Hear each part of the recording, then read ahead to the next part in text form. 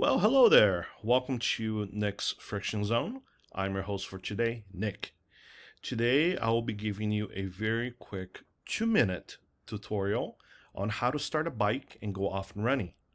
Now, before I give you the goods, I just want to warn you, this is more of a motorcycle for dummies presentation. If you really want to learn, do it properly. Take an MSF class, okay? So now that we got that out of the way, let's get started, okay? Now, the very first thing you want to do is make sure you have a key. That's right, have a key. Put the key in the ignition. Turn the key. Excellent. Now go ahead and hop on the bike. All right. Put the bike in an up straight position.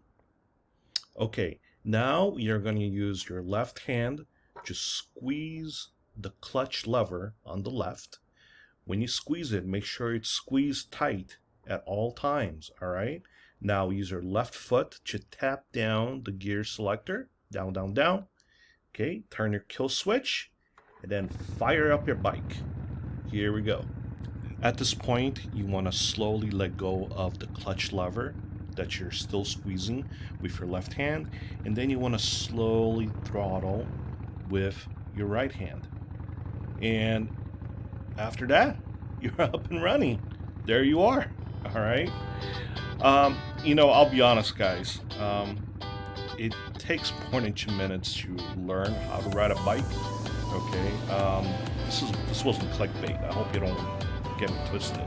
But really, if you want to learn how to ride a bike, I really do encourage you to take an MSF class and to take your time. There's tons of resources out there. Talk to people, talk to experts, watch videos. In fact, I have a video on my channel which is a longer version of this, an actual tutorial on how to ride a bike. If you're interested, I'll post a link to the video on the comment section for you to check it out. And this is it. Well, take care, guys. Stay safe out there.